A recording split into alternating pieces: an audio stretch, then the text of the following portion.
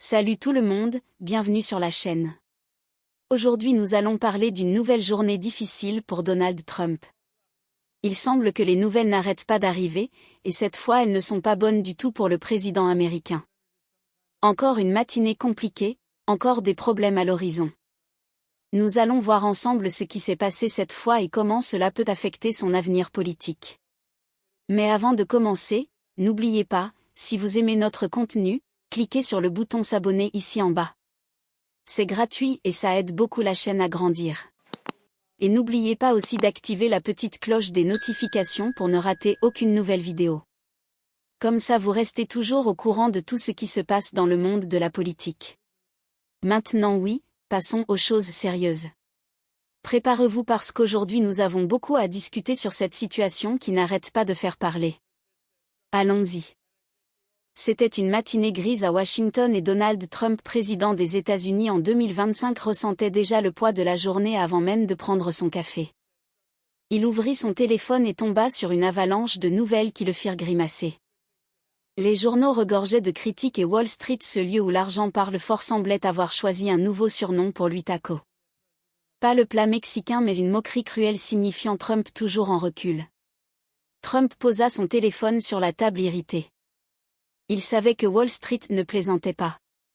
Les investisseurs toujours attentifs à ses moindres gestes avaient créé une stratégie appelée Taco Trade. L'idée était simple: parier contre les promesses audacieuses de Trump comme des tarifs énormes ou des politiques radicales, car selon eux il changeait toujours d'avis à la dernière minute. C'est comme parier que le soleil se lèvera demain, disait un analyste de CNBC dans un article que Trump lut avec colère. L'article expliquait que les marchés gagnaient des millions en anticipant ces revirements. Mais Taco n'était pas le seul surnom.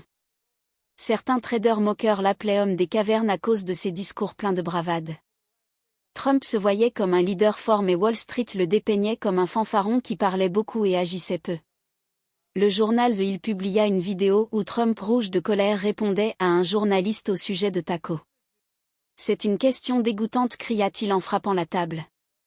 Les médias adorèrent. Des sites comme Mediaite répandirent l'histoire, disant que le président perdait son sang-froid face aux provocations.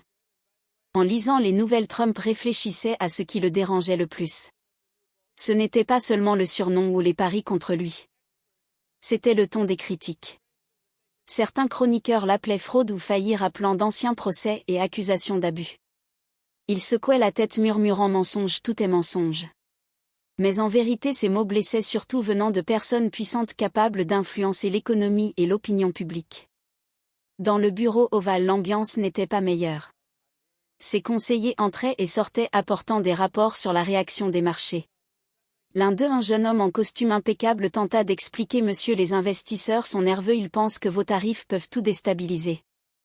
Trump l'interrompit: ils verront, je vais montrer qui commande ici. Mais au fond il savait que ce n'était pas si simple. Wall Street ne pardonnait pas les erreurs et le monde entier observait. Alors que la journée avançait, Trump se préparait pour une conférence de presse. Il devait répondre aux critiques et prouver qu'il n'était pas le Taco qu'on décrivait. Mais avant de sortir, une nouvelle notification apparut sur son téléphone, un autre article, cette fois sur une possible crise économique liée à ses politiques. Il ferma les yeux un instant, sentant le poids de sa fonction. La matinée ne faisait que commencer et quelque chose lui disait que les choses pouvaient empirer. Donald Trump, président des États-Unis en 2025, n'avait pas encore digéré sa matinée chaotique lorsqu'une nouvelle vague de nouvelles arriva au bureau ovale. L'Union européenne, dirigée par des figures comme Ursula von der Leyen, s'éloignait des États-Unis. Après des années d'alliance, Bruxelles semblait lasse des décisions imprévisibles de Trump. L'Europe doit être souveraine, déclara von der Leyen lors d'un sommet à Bruxelles selon la BBC. Le message était clair, l'UE voulait décider seule sans dépendre de Washington. Alors que Trump gérait les critiques de Wall Street, l'Allemagne prenait une mesure audacieuse. Le chancelier Friedrich Merz annonça lors d'une visite du président ukrainien Volodymyr Zelensky à Berlin que son pays financerait la production de missiles à longue portée pour l'Ukraine sans restriction de portée. Nous armerons Kiev pour se défendre et pousser vers la paix, déclara Merz selon le journal Estadao. Cette décision, incluant 5 milliards d'euros d'aide militaire, irrita la Russie qui qualifia le plan de folie. Pour Trump, c'était un signe que l'Europe suivait sa propre voie, ignorant les États-Unis. L'impact était plus grand que Trump ne voulait l'admettre. La domination américaine autrefois incontestable s'affaiblissait. Un article de CNN Brasil citait des analystes disant les États-Unis sont hors jeu. L'Europe confrontée à la menace russe cherchait de nouveaux leaders. L'Allemagne avec son économie puissante prenait les devants tandis que la France et le Royaume-Uni discutaient de forces de paix en Ukraine. Même la Chine selon la BBC voyait une opportunité de se rapprocher de l'Europe critiquant les politiques agressives de Trump. Le monde semblait se réorganiser et les États-Unis restaient à la traîne. Dans le commerce la situation n'était pas meilleure. Trump menaçait d'imposer des tarifs de 10 à 20% sur les importations qualifiant l'UE de mini-Chine selon le journal UOL. Mais l'Europe n'était pas prête à céder. Charles Michel, président du Conseil européen, déclara que l'avenir de l'UE ne dépendait pas des élections américaines. Bruxelles préparait déjà des mesures de rétorsion commerciale si Trump avançait avec ses tarifs. Le commerce entre l'UE et les États-Unis qui représentait 870 milliards d'euros en 2022 était vital pour les deux mais les Européens semblaient prêts à jouer dur. À Washington, Trump lisait les rapports avec frustration. Ses conseillers avertissaient que l'éloignement de l'Europe pourrait coûter cher mais il insistait ils ont plus besoin de nous que nous deux. Au fond cependant il savait que l'Europe changeait. Le sommet de l'UE prévu cette semaine promettait des décisions qui pourraient isoler davantage les États-Unis. Alors qu'il se préparait pour un discours une nouvelle message arriva Zelensky proposait une réunion avec Trump et Poutine. Était-ce une chance de reprendre l'influence ou un autre problème à gérer? Trump respira profondément sentant le poids d'un monde qui ne l'attendait plus. Donald Trump, président des États-Unis en 2025, faisait face à une nouvelle journée de nouvelles décourageantes. Après que l'Europe se fût éloignée et que Wall Street se fût moquée avec le surnom Taco, le commerce mondial semblait lui échapper. Les navires chinois qui remplissaient autrefois les ports américains se dirigeaient maintenant vers l'Europe et l'Amérique du Sud. Selon la BBC, les exportations chinoises vers les États-Unis avaient chuté de 21% tandis qu'elles avaient augmenté de 8% vers l'Union européenne. Des pays comme le Brésil et l'Argentine, avides de produits agricoles et de technologies, accueillaient Pékin, réduisant leur dépendance envers les États-Unis. La guerre commerciale que Trump avait intensifiée avec des tarifs de 145% sur les produits chinois montrait des signes d'apaisement. Après des négociations à Genève, les tarifs américains contre la Chine tombèrent à 30% et ceux de la Chine sur les produits américains à 10% selon la BBC. Trump célébra sur Truth Social, qualifiant cela de grand progrès. Mais en coulisses il savait que la Chine s'adaptait. Pékin redirigeait son commerce renforçant ses liens avec le Sud global tandis que les États-Unis perdaient du terrain. Le commerce bilatéral qui atteignait 700 milliards de dollars s'effritait. Le monde changeait et la suprématie américaine autrefois inébranlable semblait s'écrouler. Des analystes cités par le Financial Times disaient que les États-Unis, de leaders mondiaux, devenaient l'une des puissances les plus faibles dans un monde multipolaire. La Chine, avec son influence dans les BRICS et des accords commerciaux en monnaie locale, menait cette transformation. Le Brésil par exemple négociait en yuan, éliminant le dollar des transactions selon le journal Estadão. La Russie et l'Arabie saoudite faisaient de même, affaiblissant la domination financière américaine. En Europe, l'euro gagnait en force comme alternative au dollar. L'Union européenne, selon l'agence Gov, promouvait sa monnaie pour réduire sa dépendance du système financier américain. Le dollar, qui représentait 66% des réserves mondiales en 2003, était tombé à 47% en 2022. Pendant ce temps, l'euro se consolidait dans les transactions commerciales, notamment pour la reconstruction de l'Ukraine. Trump voyait cela comme une insulte. Ils veulent nous effacer, se plaignit-il à un conseiller montrant un rapport sur ce déclin. Les marchés américains ressentaient le choc. Les investisseurs étrangers qui détenaient 7 trillions de dollars en bons du Trésor hésitaient, craignant la dette publique américaine projetée à 2% du PIB d'ici 2050 selon le CBO. Le marché boursier vacillait et Wall Street, déjà nerveuse avec les tarifs, subissait des chutes brutales. Le S&P 500, qui avait grimpé avec l'apaisement tarifaire, tremblait maintenant face à l'incertitude selon le G1. Trump tentait de calmer les investisseurs mais le monde semblait moins intéressé par ses bons.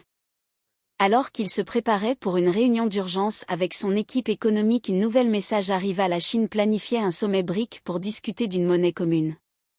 Était-ce le prochain coup contre le dollar? Trump serra les poings sentant le sol trembler sous ses pieds. La journée n'était pas finie et le monde continuait de tourner sans l'attendre.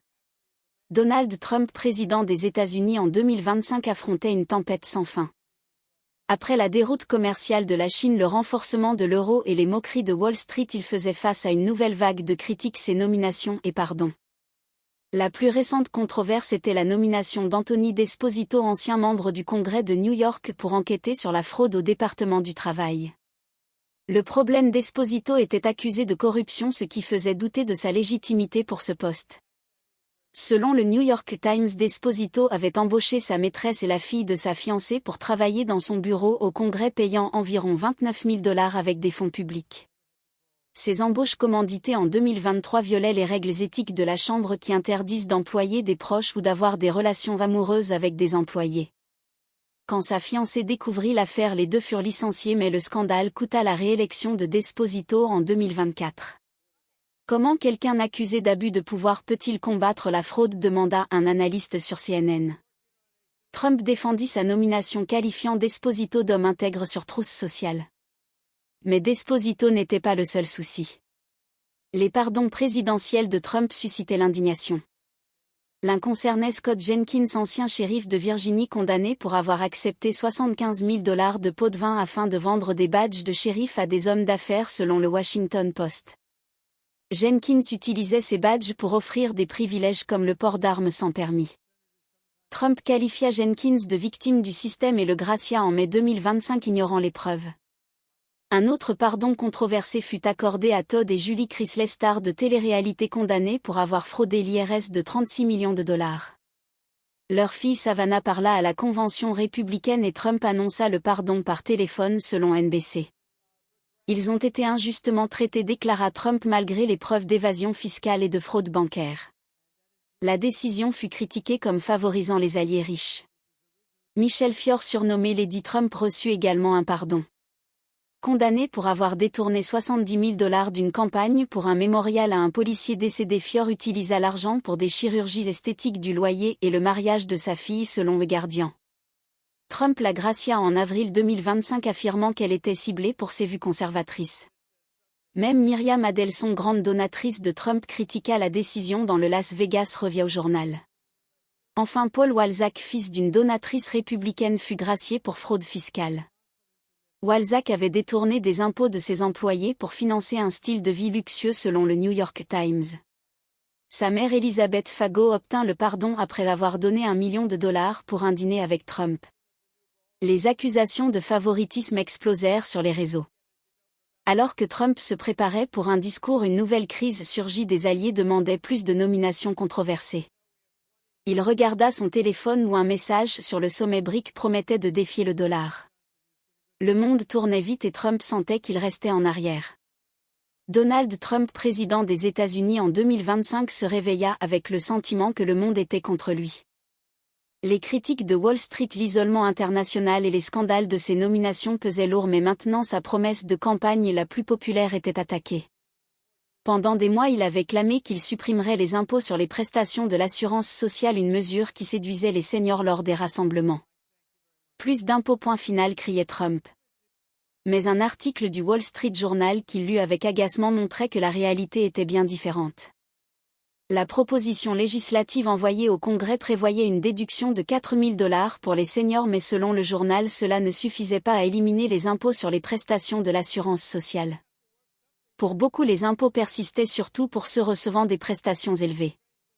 Le problème était l'impact inégal. Les seniors à faible revenu qui paient peu ou pas d'impôts ne verraient aucun changement, tandis que ceux à haut revenu avec des prestations plus importantes ne pouvaient bénéficier de la déduction.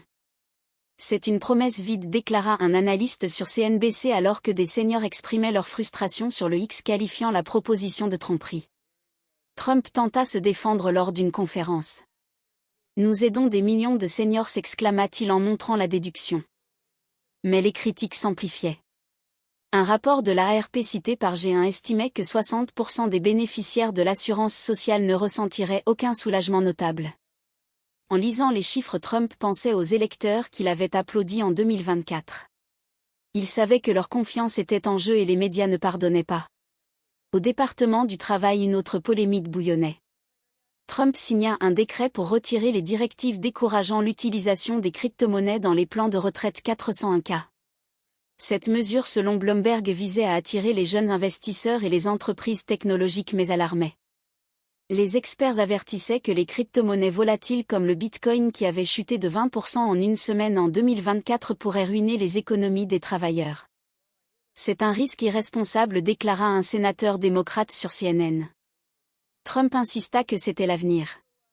Pendant ce temps, les syndicats menés par les Teamsters étaient furieux. Sean O'Brien, président du syndicat, critiqua Trump pour avoir affaibli le National Labor Relations Board, organe protégeant les droits des travailleurs. Selon lui, Trump nomma des alliés qui réduisirent le budget du NLRB et limitèrent sa capacité à enquêter sur les abus. O'Brien, qui avait soutenu des républicains, posta sur le X: les travailleurs sont trahis. La base syndicale essentielle pour Trump en 2024 commençait à s'éloigner. Dans le bureau ovale, Trump lisait des rapports sur le mécontentement croissant. Son équipe avertissait que les promesses non tenues et les politiques risquées éloignaient les alliés. Il planifiait un discours pour apaiser les tensions, mais une nouvelle notification arriva: le sommet BRIC discuterait de sanctions contre les États-Unis pour ses tarifs. Trump se frotta le front, sentant le poids d'un gouvernement qui semblait s'effondrer. La journée réservait encore des surprises et il devait agir vite. Donald Trump, président des États-Unis en 2025, faisait face à une série de crises des critiques internationales aux promesses non tenues. Mais ce matin de mai, il semblait déterminé à montrer sa force. Assis dans le bureau ovale, Trump annonça une parade militaire à Washington DC avec des chars, des avions et des soldats défilant sur Pennsylvania Avenue. Ce sera un spectacle de la puissance américaine, déclara-t-il selon Fox News. Prévu pour le mois prochain, l'idée visait à renforcer son image de leader fort mais suscita des comparaisons inquiétantes avec des dictatures de pays en développement. Les médias ne tardèrent pas à réagir. Un éditorial du Washington Post avertissait que les parades militaires courantes dans des pays autoritaires étaient rares aux États-Unis, évoquant des images de régimes comme la Corée du Nord ou la Russie. Cela ressemble à ce que font les dictateurs, écrivit un chroniqueur citant les défilés à Pyongyang. Sur le X, les utilisateurs partageaient des mèmes de Trump en général, tandis que d'autres postaient: les États-Unis deviennent-ils une dictature? Le hashtag Trump Parade explosa, divisant les opinions entre partisans enthousiastes et critiques alarmés. Le Pentagone, autrefois rempart contre les idées extravagantes, semblait plus docile. Selon CNN, des généraux qui contestaient Trump furent remplacés par des alliés fidèles après son investiture. Un rapport interne divulgué et cité par Reuters exprimait les inquiétudes des officiers sur l'acquiescence du Pentagone. Le président veut un spectacle et personne ne le défie, confia une source anonyme. La parade, estimée à 20 millions de dollars, incluait 5000 soldats et des équipements lourds, ce que les critiques qualifièrent de symbolisme autoritaire. Les rues de Washington, déjà théâtre de manifestations contre les politiques de Trump, se préparaient à accueillir des bottes et des blindés. Pour beaucoup, l'image de militaires défilant évoquait un pays en transformation. Un article de la BBC citait des analystes disant: les États-Unis sont devenus quelque chose que nous ne reconnaissons pas. La rhétorique de Trump, combinée à des nominations controversées et des pardons scandaleux, nourrissait les craintes que la démocratie cède à des impulsions dictatoriales. Même des alliés républicains, comme un sénateur cité par The Hill, admettaient en privé: cela va trop loin. Alors que Trump examinait les plans de la parade, il ignorait les critiques. Les gens vont adorer, dit-il à un conseiller, pointant des sondages sur Truth Social montrant le soutien de sa base. Mais hors de sa bulle, le mécontentement grandissait. Les syndicats, encore furieux de l'affaiblissement du National Labor Relations Board, promettaient des manifestations pendant l'événement. Des groupes de défense des droits civiques se longeaient et planifiaient des marches contre ce qu'ils appelaient la militarisation de la capitale. À la fin de la journée, Trump reçut un appel urgent. Le sommet BRIC qu'il craignait avançait avec des propositions défiant le dollar et maintenant des leaders européens suggéraient des sanctions en réponse à ces tarifs. Il regarda par la fenêtre, imaginant les chars dans l'avenue. La parade serait sa chance de montrer sa force, mais si le monde voyait de la faiblesse. Une nouvelle message clignota sur son téléphone: un général demandait plus de fonds pour la sécurité de l'événement. Trump soupira, sentant que le contrôle lui échappait. Donald Trump, président des États-Unis en 2025, sentait le sol trembler sous ses pieds. La parade militaire prévue, les promesses non tenues et l'isolement mondial le pressaient, mais une nouvelle crise interne secouait Washington. Les républicains du mouvement MAGA, sa base la plus loyale, étaient qualifiés d'apologistes de Poutine par des critiques dans les médias et au Congrès. Le leader de ce groupe, le député Mark Green du Tennessee, causait une polémique avec des déclarations semblant sympathiser avec la Russie au milieu de la guerre en Ukraine. Green dans une interview à Fox News déclara « Nous devons écouter ce que Poutine a à dire, il n'est pas le méchant qu'on dépeint ». Cette phrase reprise par d'autres républicains MAGA choqua les alliés traditionnels des États-Unis. Selon le Washington Post, Green et ses collègues critiquaient le soutien à l'Ukraine exigeant un cessez-le-feu inconditionnel qui favoriserait Moscou. Ils affirmaient que les milliards envoyés à Kiev étaient un gaspillage alors que les villes américaines faisaient face à une crise économique. Sur le X, le hashtag MAGAPutin devint viral avec des mèmes comparant Green à un porte-parole du Kremlin. Les positions pro-russes des MAGA créaient une politique étrangère confuse. Alors que Trump menaçait de sanctions contre ses ennemis, ses alliés adoucissaient le ton avec Moscou. Un article de CNN décrivait les messages comme schizophréniques. Un jour Trump louait Poutine comme dur, le lendemain il promettait de renforcer l'OTAN. Cette incohérence irritait les leaders européens déjà distants après les tarifs de Trump. L'Allemagne finançant des missiles pour l'Ukraine accusait les États-Unis de manque de direction selon la BBC. Trump sous pression semblait vouloir se débarrasser du problème ukrainien. Selon le New York Times, il se lavait les mains laissant le Congrès décider de l'avenir du soutien à Kiev. Lors d'une réunion avec ses conseillers, il déclara que l'Europe s'en occupe. Cette stratégie visait à éviter l'usure politique, mais les MAGA compliquaient tout. Green, lors d'un rassemblement au Tennessee, répéta que l'Ukraine devait se rendre pour sauver des vies, ignorant les dénonciations d'atrocités russes rapportées par l'ONU. La base de Trump applaudissait, mais les républicains modérés comme Mitt Romney avertissaient dans The Hill: c'est dangereux pour notre crédibilité. La controverse alimentait le chaos domestique. Les syndicats, encore furieux des politiques du travail de Trump, rejoignaient des activistes anti-guerre pour des manifestations prévues lors de la parade militaire. Sur le X, des messages critiquaient Trump pour avoir livré l'Ukraine à Poutine. Pendant ce temps, le sommet BRIC que Trump redoutait gagnait en force, avec la Chine promettant un soutien économique à la Russie selon le journal Estadao. Le dollar déjà affaibli subissait plus de pression. Dans le bureau ovale, Trump lisait des rapports sur l'isolement croissant des États-Unis. Il planifiait un discours pour unifier le parti, mais ses alliés MAGA rendaient la tâche difficile. Une nouvelle notification arriva: Zelensky d'Ukraine demandait une réunion urgente avec Trump pour discuter du cessez-le-feu. Était-ce une chance de reprendre le leadership ou un pas de plus vers le chaos? Trump regarda la carte du monde sur le mur, sentant que le monde lui échappait. La journée promettait encore plus de turbulences.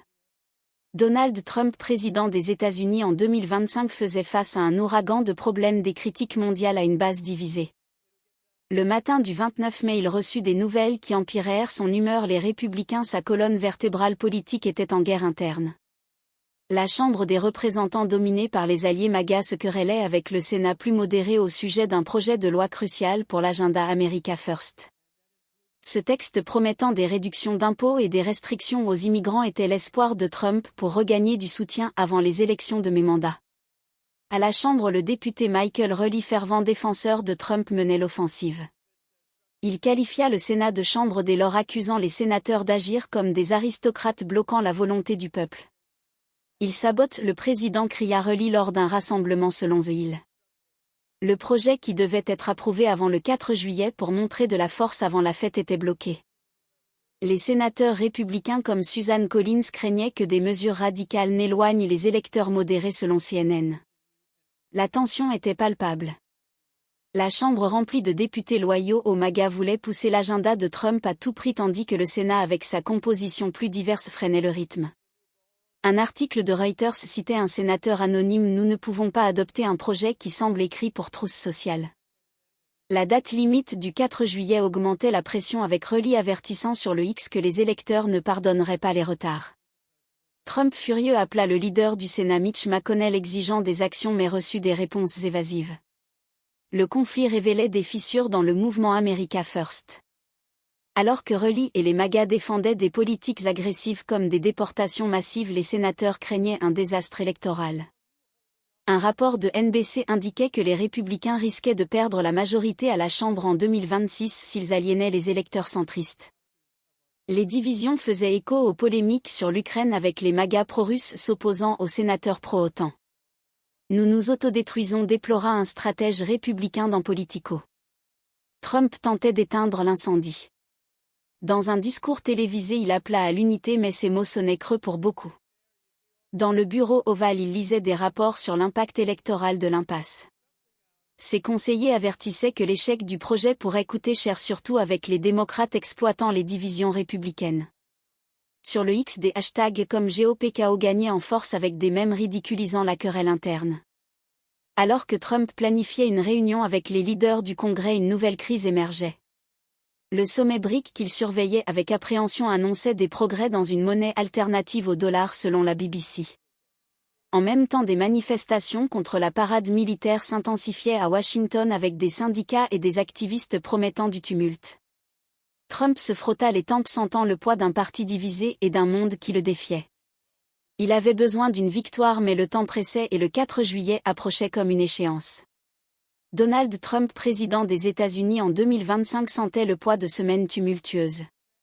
Le matin du 29 mai apporta encore des manchettes corrosives et la crise interne entre les républicains de la Chambre et du Sénat s'aggravait. Alors qu'il se préparait pour un discours crucial, une émission indépendante d'un commentateur politique viral sur le X attira son attention. Le présentateur, connu pour ses critiques acerbes, réaffirmait le surnom inventé par Wall Street, Taco Trump, toujours en recul. Ce terme signifiant Trump recule toujours rappelait les paris contre ses promesses des tarifs au projet de loi bloqué au Congrès. Le commentateur, diffusant depuis un studio chez lui, parlait avec passion. Vous avez vu, Taco Trump promet, mais au dernier moment il recule, dit-il en riant tandis que ses chiens Taquito et Chaquito aboyaient en fond. Il montra les chiots plaisantant, même mes chiens savent qu'il ne tient pas parole. La mention des chiens, selon lui, il fit de la vidéo un phénomène avec des mèmes de Taquito et Chaquito moquant Trump. Le président irrité murmura ses clowns d'Internet.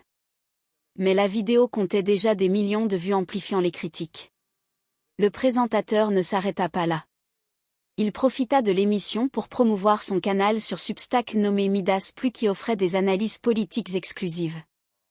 Vous voulez la vérité sans filtre, abonnez-vous à Midas Plus, lança-t-il, promettant un contenu premium sur la politique américaine. Il fit aussi un appel audacieux: je veux 5 millions d'abonnés d'ici la fin de l'année, rejoignez notre combat pour la transparence. Selon la BBC, le canal comptait déjà 3 millions d'abonnés et l'objectif semblait atteignable, porté par le mécontentement envers Trump. L'émission toucha un point sensible. Le commentateur réaffirma que Trump, malgré sa rhétorique forte, évitait les confrontations décisives comme dans la guerre commerciale avec la Chine ou la crise ukrainienne. Il parle de parade militaire, mais c'est juste du théâtre, dit-il, citant le Washington Post. Le message résonnait auprès des électeurs frustrés qui voyaient des promesses comme la suppression des impôts sur l'assurance sociale se dissoudre en mesure faible. Sur le X, le hashtag Taco Trump revint en force, mêlant critiques et blagues sur Taquito et Chaquito. Dans le bureau ovale, Trump tentait d'ignorer la provocation, mais l'impact était indéniable. Ses conseillers avertissaient que le récit du recul nuisait à son image, surtout avec les élections de mi-mandat approchant. La division républicaine avec Michael Reilly attaquant le Sénat empirait les choses. Trump planifiait d'utiliser le discours pour contre-attaquer, promettant d'avancer avec le projet de loi avant le 4 juillet. Mais une nouvelle message arriva: le sommet BRIC discutait maintenant de sanctions contre les États-Unis pour leurs politiques instables, selon le journal Estadao. Trump regarda le téléprompteur, sentant la pression d'un pays divisé et d'un monde qui le défiait. Le commentateur et ses chiens n'étaient peut-être qu'une distraction, mais ils représentaient quelque chose de plus grand: l'érosion de sa crédibilité. Il devait agir, mais comment? L'horloge marquait 18h27 et le lendemain promettait encore plus de turbulences. Et nous arrivons à la fin d'une nouvelle vidéo, tout le monde. Comme vous avez pu le voir, Trump a vraiment eu une matinée très compliquée avec toutes ces mauvaises nouvelles qui arrivent d'un coup. La situation n'est pas facile du tout pour lui, et il semble que les problèmes ne font qu'augmenter. Qu'est-ce que vous pensez de tout ça? Laissez votre opinion ici dans les commentaires, nous voulons savoir ce que vous pensez de toute cette situation. Vous croyez que ça va beaucoup affecter son avenir politique? N'oubliez pas de mettre un petit like sur la vidéo si vous avez aimé le contenu, ça aide beaucoup la chaîne à grandir et à toucher plus de personnes. Et si vous n'êtes pas encore abonné, cliquez sur le bouton s'abonner ici en bas. C'est très rapide et complètement gratuit. Et activez aussi la petite cloche des notifications.